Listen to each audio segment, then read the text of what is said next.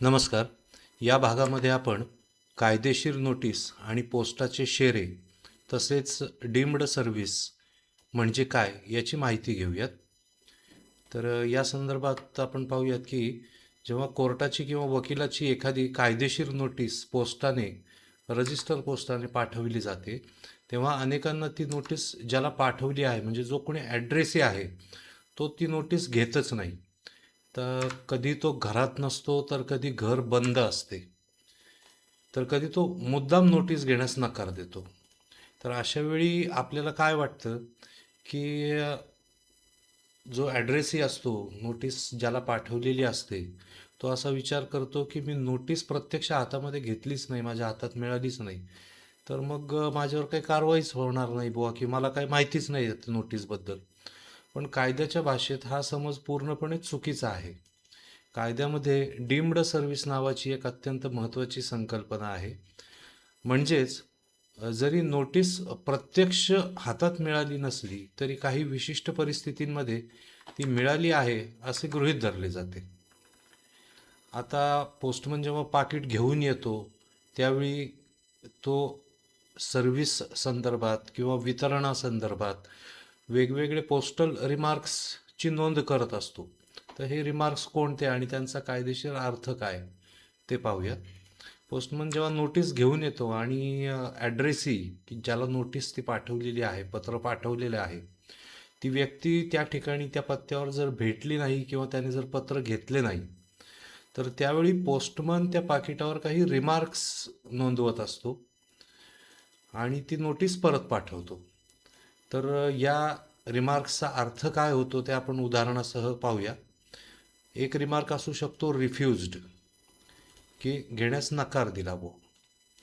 जर पोस्टमनने नोटीस देण्याचा प्रयत्न केला आणि समोरच्या व्यक्तीने ती घेण्यास स्पष्ट शब्दात नकारच दिला, की बुवा मी नाही घेणार नोटीस, मला नको आहे नोटीस, चालतं तसं केलेलं. पण त्या परिस्थितीत कायद्यानुसार ती नोटीस त्या व्यक्तीला मिळाली आहे, म्हणजेच सर्व्हिस झालेली आहे असे मानले जाते, गृहीत धरले जाते. दुसरा एक रिमार्क असतो अनक्लेम्ड, म्हणजेच नॉट क्लेम्ड. तर आता एक काम करू, आपण इथे एक माऊस हायलायटर चालू करू, म्हणजे कुठं आहोत आपण ते लक्षात येईल. हां, दुसरा रिमार्क अनक्लेम्ड किंवा नॉट क्लेम्ड, दावा न केलेले. एखाद्या वेळी घर बंद असते तर पोस्टमन अशा परिस्थितीत एक इंटिमेशन म्हणजेच पूर्वसूचना देऊन जातो. जर ती व्यक्ती ठराविक दिवसात पोस्ट ऑफिसमध्ये जाऊन ते पत्र घेऊन आली नाही, तर त्यावर अनक्लेम्ड किंवा नॉट क्लेम्ड असा शेरा मारला जातो. आणि हे देखील लिगली ॲसेप्टेबल आहे.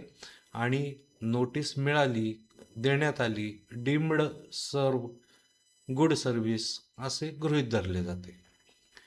अजून एक शेरा असा येऊ शकतो की डोअर लॉक्ड किंवा हाऊस क्लोज्ड, घर बंद आहे. जर एखादी व्यक्ती पोस्टमनाला त्यावेळी किंवा सतत घर बंद करून बाहेरच राहत असेल, जात असेल आणि त्यामुळे नोटीस स्वीकारत नसेल, तरीही केवळ नोटीस ही योग्य पत्त्यावर पाठवलेली आहे, तसा पत्ता त्या पाकिटावर नमूद केलेला आहे, अशा परिस्थितीत ती कायदेशीररित्या ग्राह्य धरली जाते, म्हणजेच डिलिव्हर्ड असं धरलं जातं. घरात बऱ्याच वेळा दुसरं कुणीतरी असतं, ज्याला पाठवलेली आहे ती व्यक्ती नसते, तर अशा वेळी not available in the house or address he has left, किंवा दुसरीकडं तो पत्ता सोडून दुसरीकडे राहायला गेली असेल, अशा परिस्थितीमध्ये असा रिमार्क येतो. मग ती संबंधित व्यक्ती गावाबाहेर जरी असली, शहराबाहेर, देशाबाहेर जरी असली, तरी ती नोटीस परत जर आली तर ती कायद्याच्या नजरेत सर्व्हिस झाली, गुड सर्व्हिस, डीम्ड सर्व्हिस असेच गृहीत धरले जाते. तर या संदर्भातील काही महत्त्वाचे मुद्दे असे आहेत की पोस्टमन ही जी इंटिमेशन किंवा पूर्वसूचना देतो, तोंडी किंवा लेखी दोन्ही स्वरूपात देऊ शकतो तो. जर पोस्टमन गेल्यावर घर बंद असेल तेव्हा तो पत्र आल्याची एक इंटिमेशन म्हणजेच पूर्वसूचना देतो. पी.आय. कोहली यांच्या केसमध्ये मेहरबान कोर्टाने स्पष्ट केले आहे की ही पूर्वसूचना लेखीच असली पाहिजे असं काही गरजेचं नाही. ती तोंडी किंवा लेखी अशा दोन्ही स्वरूपात असू शकते. शासकीय कामगिऱ्या या ज्या होतात त्या योग्य प्रक्रियेनुसारच केल्या जातात असे कायद्यात गृहीत धरले जाते. म्हणजेच जी काही ऑफिशियल ॲक्ट्स आहेत those are done in due course of business, असेच गृहीत धरले जाते. त्यामुळे पूर्वसूचना मिळाली नाही, लेखी मिळाली नाही, तोंडी मिळाली नाही, असा बचाव काही करता येणार नाही. पुढचा मुद्दा असा आहे की पोस्टमन हा काही कोर्टाचा शिपाई म्हणजेच प्रोसेस सर्व्हर नसतो. त्याला ते तसे अधिकार नसतात की जे कोर्टाच्या प्रोसेस सर्व्हरला असतात. त्यांना खूप मर्यादित अधिकार असतात. घर बंद जर असला तर कोर्टाच्या शिपायाला जो अधिकार आहे, जे राईट्स आहेत, ऑथॉरिटी आहे, त्याप्रमाणे घराच्या दारावर पोस्टमनला नोटीस चिटकवण्याचा म्हणजे ॲफिक्स करणे म्हणजे चिटकवणे, अधिकार काही पोस्टमनला नसतो. तसेच एखादा माणूस जर बाहेर गेला असेल तर त्याची वाट बघत पोस्टमन काय तासनतास थांबून राहू शकत नाही. त्याला बाकीची कामं असतात आणि ते त्याच्या म्हणजे पोस्टल रूलमध्ये तसा काही उल्लेखही नाही की बुवा त्यांनी थांबून राहावं. ते प्रॅक्टिकली शक्यही नाही. तर त्याचं काम फक्त पत्रावर शेरा मारायच्या आहे. अशा परिस्थितीत शेरा म्हणजे एक रिमार्क मारायचा आहे आणि ते पत्र परत पाठवून द्यायचं असतं. आता नुसतंच मला नोटीस मिळाली नाही एवढं म्हणणं पुरेसं नसतं. पत्र मला मिळालेच नाही असे केवळ तोंडी सांगून म्हणजेच मियर स्टेटमेंट्स डीम्ड सर्व्हिसचा कायदा नलिफाय करता येत नाही, खोटा ठरवता येत नाही किंवा इनफ्रक्टिओस करता येत नाही. नोटीस मिळणे का अशक्य झाले तुम्हाला, का घेता नाही आली, काय प्रॉब्लेम झाला, याचे एक काहीतरी कॉन्क्रीट एव्हिडन्स, भक्कम पुरावे त्या व्यक्तीला सादर करावे लागतात. त्याशिवाय अशा एक्सक्युजेस ऐकून घेतल्या जात नाहीत. आलेलं पत्र रिसीव्ह करणे, याची व्यवस्था करणे ही रिसिव्हर व्यक्तीचीच जबाबदारी आहे. हा पुढचा मुद्दा असं सांगतो की सेंडर म्हणजे जो पाठवणारा माणूस आहे त्याचं काम फक्त रिसिव्हर म्हणजेच जो ॲड्रेसी आहे त्याच्या पत्त्यावर पाठवणे एवढंच आहे. त्याच्या मागावर राहायचं, तो आहे त्यावेळी त्याला पाठवायचं, हे त्याचं काम नाही आहे पाठवणाऱ्याचं. जर पत्र ज्याला पाठवायचं आहे तो काही काळासाठी गावाबाहेर जाणार असेल, शहराबाहेर जाणार असेल, भले देशाबाहेर जाणार असेल, तर पोस्ट ऑफिसला तशी सूचना देणे की मी चाललोय बुवा, काही दिवस नाही आहे. मग अशा परिस्थितीमध्ये माझं जर काही पत्र आलं तर पोस्टातच ठेवा काही काळ तुमच्या नियमाप्रमाणे. हा काळ किती असतो? 8 दिवसाचा असतो साधारण, 7 दिवसाचा असतो. म्हणजे पोस्टमन एकदा येतो, डोअर लॉक जर असेल तर तसा रिमार्क घेत देतो, दुसऱ्या वेळी परत येतो, पुन्हा डोअर लॉक असेल पुन्हा तसा रिमार्क देतो आणि त्यानंतर तो पोस्ट ऑफिसला ते पत्र जमा करतो आणि त्या तारखेनंतर पुढील 7 दिवस ते पोस्ट ऑफिसमध्ये पत्र अनक्लेम्ड म्हणून ठेवण्यात येतं आणि 7व्या दिवशी जर ॲड्रेसी म्हणजे ज्याला पत्र पाठवलेलं आहे त्या माणसाने येऊन ते पत्र क्लेम केलं नाही, घेऊन गेला नाही, तर ते अनक्लेम्ड असा शेरा येऊन पत्र परत पाठवण्यात येतं. तर पत्र तिथं अशा जे ठराविक 7 दिवसाचा अवधी आहे त्या 7 दिवस तिथं ठेवावं. त्यात कालावधीत मी येऊन घेऊन जाईन किंवा दुसऱ्या कोणाची तरी नेमणूक करणं, कोणाला तरी सांगायचं मित्र नातेवाईक की आलंय पत्र बाबा घ्या तुम्ही माझ्या वतीने. ही स्वतःची जबाबदारी आहे ज्याला पत्र पाठवलंय त्याच. तर आता या संदर्भात वरिष्ठ न्यायालयांनी वेळोवेळी काही महत्त्वाचे निकाल दिलेले आहेत ते पाहूयात. तर पहिला निकाल आहे माननीय सर्वोच्च न्यायालयाचा 1988 सालचा केस आहे मदन अँड कंपनी विरुद्ध वजीर जयवीर चंद.